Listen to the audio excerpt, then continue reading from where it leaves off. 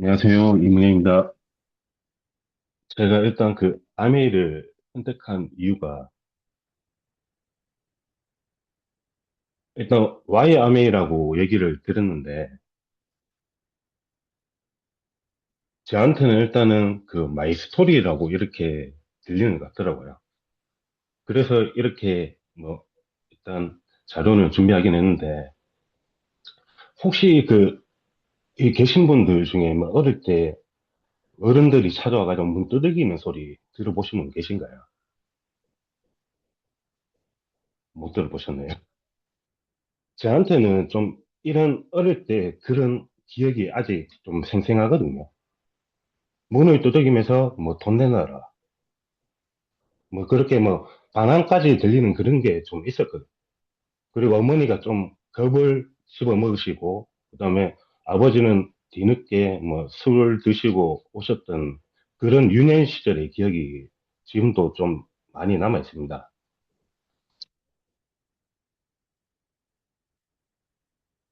어릴 때 그 그 고무 패킹 공장을, 할아버지가 고무 패킹 공장을 하셨는데, 아버지가 그 가업을 이어받으시고, 그런데 그 시작부터가 빚이었거든요. 그러다 보니까 처음에 대금을 받으면은 할아버지가 다 가져가시고, 그러고 나서 그 가업을 물려받으셨는데, 그냥 맨 땅에 헤딩한 것처럼 뭐 재료값부터 이렇게 시작이 되셨어요. 그런데 어머니가 대신에 뭐 납품을 하고, 그 다음에 그 납품 대금을 받아오시고, 이렇게 공장을 뭐 지키려고 하셨는데, 좀 아버지께서 일단은 어머니보다 좀 한 발 앞서가지고 그 수금을 하러 가신 거예요. 그러다 보니까 집에 들어오실 때는 그 주머니에 5만 원인가 10만 원인가 있었는 그랬어요. 몇백만 원 수금을 해 가셨는데. 그러다 보니까 그 저랑 누나 같은 경우에는 뭐 쌀값이 없느니 아니면 학교 공납금 낼 돈이 없느니 이런 경우가 대부분이었거든요. 그러다 보니까 어머니께서는 그 이웃집에 돈 빌려러 가시는 경우가 허다하셨어요. 그리고 뭐 빚쟁이들이 뭐 어음이 부도났다고 그 아버지께서 그 보증을 쓰신 게 있으셨는데 그러다 보니까 한 몇 날 며칠을 이렇게 그 집 근처에 있거나 아니면은 뭐 집 문을 열고 확 들어오거나 이런 경우가 많았습니다. 그러다 보니까 중학교 때는 중학교 때 어머니가 뭐 빚쟁이 분들 오셨는데 천천 원이라도 갚을 테니까 조금만 시간을 달라는 이런 게 이렇게 얘기를 드렸더니 그러면은 그렇게 하라고 일단 대신에 우리가 계속 중간중간 확인한다고 그러다 보니까 어머니는 고개를 푹 숙이고 계셨는데 거기서 제가 한번 맹세했던 게 있었거든요. 그러다 보니까 나는 진짜 돈 열심히 벌어가지고 이렇게 빚 다 갚고 반드시 성공하겠다 이렇게 그렇게 다짐했었어요. 그런데 그때부터 제 상황에서는 어떻게 보면 생존이라는 거죠. 먹고 살고 학교는 가야 되니까. 그러다 보니까 중학교 때부터 뭐 주유소 아르바이트를 가서 그렇게 일하고 고등학교 때도 학교가 끝나면은 또 이렇게 아르바이트를 하러 가기 바빴어요.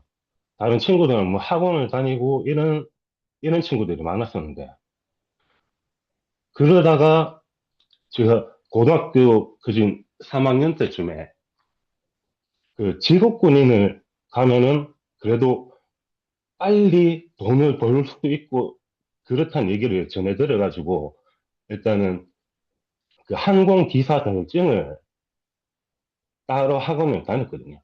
그러다 보니까 그 자격증을 따서 공군보다는 해군에 가면은 수당을 더 준다 그래가지고 조금이라도 더 준다 그래가 그렇게 갔던 적이 있었습니다. 그래서 저 같은 경우에는 또 뭐 4년 6개월 뭐 군생활 열심히 하긴 했었죠. 그러다 보니까 남들은 군대가 뭐 힘들다 그랬는데, 저 같은 경우는 뭐 빚쟁이가 이렇게 막 찾아와가지고 하는 그 상황보다는 참 나았던 순간이었던 것 같습니다. 그리고 뭐 군 생활을 끝내고 뭐 전역 후에는 제가 또 한 1년 정도만 좀 쉬어볼까 이때까지 그래 좀 이렇게 해왔으니까 그래서 1년 정도 쉬다가 일단 막상 제가 직업을 구하려니까 어떤 직업을 내가 원하고 있고 그런 게 막상 눈에 보이지가 않았어요. 그러다 보니까 그래도 내가 뭐 공고 건축가로 나왔는데 그래도 이쪽으로 좀 한번 알아볼까 싶어가지고 직업 훈련학교를 갖는 상황에서 거기서 뭐 3D 그래픽 쪽으로 뭐 이렇게 좀 배우다 보니까 그쪽에 계시는 그 선생님이 그러면 이때 본인이 예전에 인테리어 했던 사무실 그 소장님 일자리를 소개시켜 줄 테니까 이쪽으로 한번 문의를 해서 일을 해보라고 이렇게 얘기를 전달받아가지고 제가 일단은 현장이지만 그 군이 그 새마을 역사관부터 뭐 시원소주 공장 뭐 전시관 이쪽으로 하는 쪽으로 저희가 좀 일을 많이 했었어요. 전시 인테리어 쪽으로. 그러다 보니까 처음에는 이렇게 배운 것도 재밌었는데 점점점 뭐 저 같은 경우에는 또 그 합판을 나르고 그다음에 오만 잡일을 다 하다 보니까 어 내가 지금 이렇게 열심히 살고 있는데 여기서 내 생활은 나아지지 않는다는 게 보이는 거예요. 맨날 번지 구덩이에서 이렇게 살다 보니까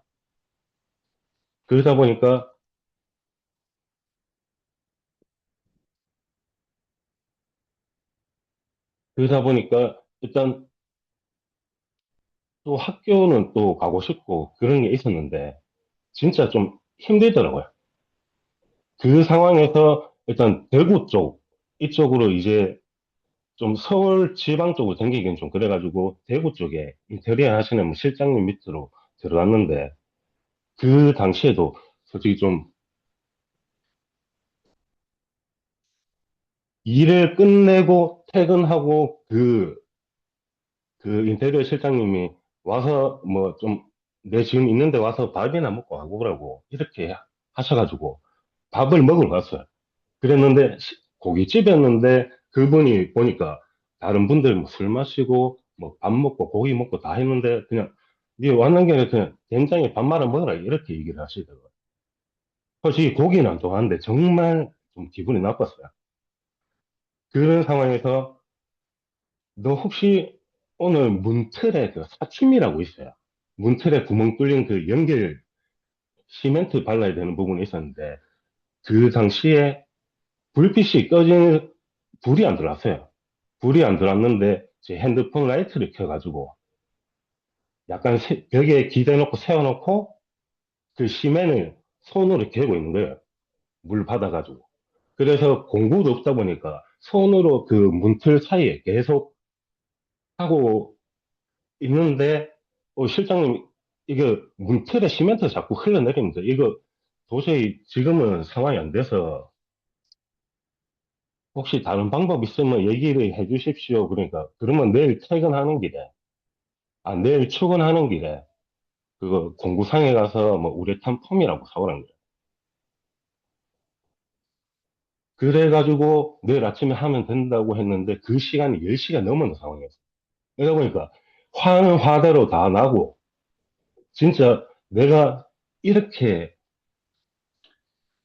사춤이라는 걸 이렇게 해야 되는데 정말 이렇게까지 일을 해야 되는가 싶어가지고 정말 좀 답답하던 그런 순간이 있었어요. 그러다가 좀 10분이 좀 넘어가는데 좀 부탁드리겠습니다. 그러다가 제가 인테리어 그만두고 전기 쪽으로 일하고 갔었습니다. 그래도 그쪽 일보다는 기술을 배우면은 좀 더 나을까 싶어서 그렇게 배우러 갔는데 한날은 제가 좀 퇴근하고 누워 있는데 손마디가 막 자고 있다가 아린 상황이 있었어요. 그러다 보니까 하고 있는데 어머니가 갑자기 일어나셔가지고 갑자기 오시더니 손을 주무르셔가. 그래가지고 제가 잠을 깼어요. 그러다 보니까 어머니는 니 이렇게 힘든데 이 일을 안 하면 안 되겠냐고. 그러다 보니까 그래가지고 외삼촌 쪽에 뭐 얘기를 해줄 테니까 차라리 그 편하게 그쪽으로 가서 일하라고. 그때 좀 눈시울이 좀 그렇게 약간 붉어지고 좀 그랬는데 알겠다. 그러면서 그러면 내가 그쪽 가서 일단은 편안하게 그래도 좀 지금 하는 것보다 나을 테니까 편안하게 일할게. 그래가지고 지금 다니는 회사에 지금 다니게 됐어요. 그러다 보니까 이 회사에 다니니까 너무 편한 거예요.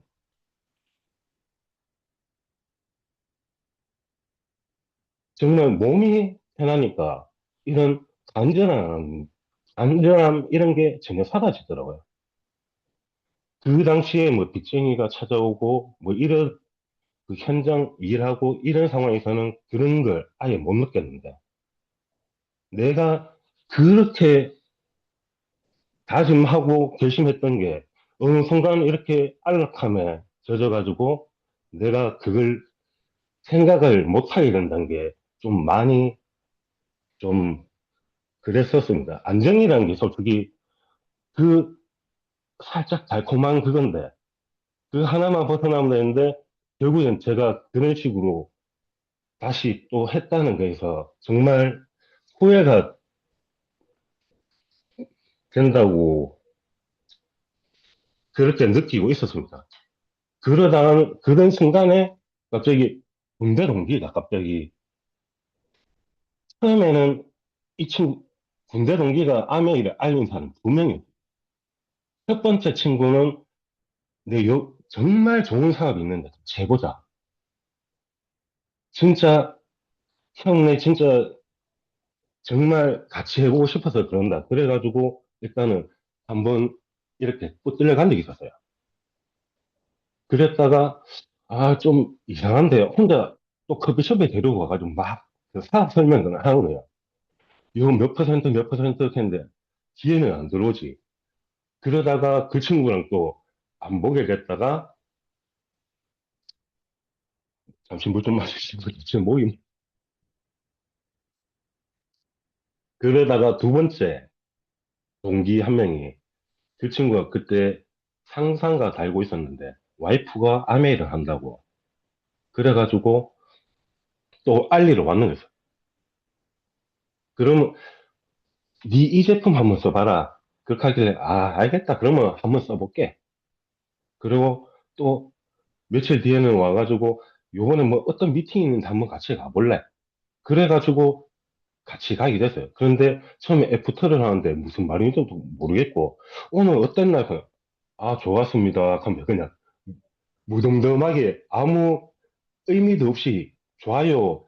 그렇게 했었는 상황에서 예전에 그 아는 동생이라고 전지훈 사장님하고 이맹희 사장님 때문에 이렇게 저희 팀에 들어오게 되는 거죠. 근데 처음에는 솔직히 저도 그 전에 아메이 하시던 분이 그 어떻게 보면 동기가 강요하는 게 좀 많았어요. 그러다 보니까 제가 이렇게 아메이는 강요하는 건가 이렇게 생각이 들었다가 솔직히 이 그 지구로 치면은 그 큰 지구에 대한민국에 이 대구에서 인지팀에 들었다는 게 어떻게 보면 정말 좋았던 기억을 가지고 있어요. 그리고 뭐 스폰서 사장님과 뭐 파트너 사장님들 만나면 항상 반갑게 대해주시고 그리고 뭐 항상 희생과 봉사 정신으로 이렇게 해주시니까 정말 좋았거든요. 그리고 뭐 쿠킹 클래스, 뭐 데모 이렇게 여러 가지 하다 보니까 그리고 항상 가족 같은 분위기 이래가지고 저는 아 사람은 정말 혼자 살면 안 되겠구나 이렇게 느꼈습니다. 그리고 뭐 남을 돕고 같이 성공하자는 이런 이런 점 때문에 정말 좀 가슴에 와닿았어요. 하지만 그런데 이게 제가 또 시작했다고 이게 다가 아니더라고요. 그러다 보니까, 어, 처음에는 뭐 군대에서나 또 뭐 그 현장 인테리어 할 때, 그때도 정말 어떻게 보면 치열했다고 할 수 있는데, 여기도 똑같이 하고 있다는 생각을 가지지 못했어요. 그러다 보니까, 지금 또 나는 등 따시고 배부른가? 이런 생각이 계속 들었던 것 같습니다. 그래, 그러다 보니까 뭐 편안함에 또 이렇게 젖어서 또 저는 그때 그 시절을 못 떠올리고 있나. 하지만 제가 이제 와서 느끼지만 또 다시 꿈을 꾸는 것 같아요. 이 사업을 성공해가지고 솔직히 평생 고생만 하셨던 그 부모님이신데 정말 세상 좋은 곳에 같이 여행을 다니고 그리고 제가 또 뭐 좋아하는 그 다이빙을 하려고 멕시코 동굴도 가고 그리고 언젠가는 제가 또 필리핀 그 다이빙 리조트를 가지고 있는 꿈이 있어요.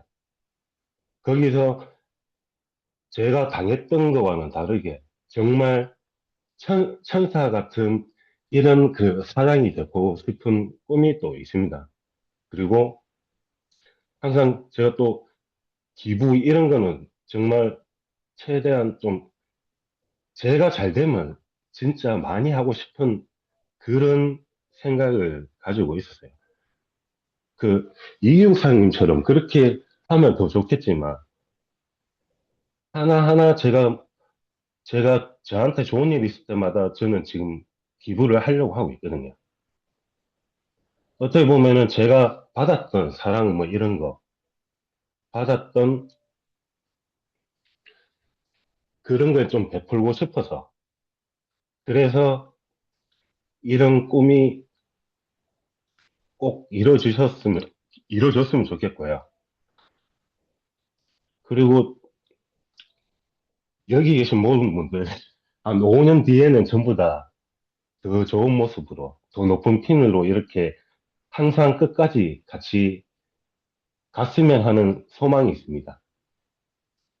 여기서 마치도록 하겠습니다.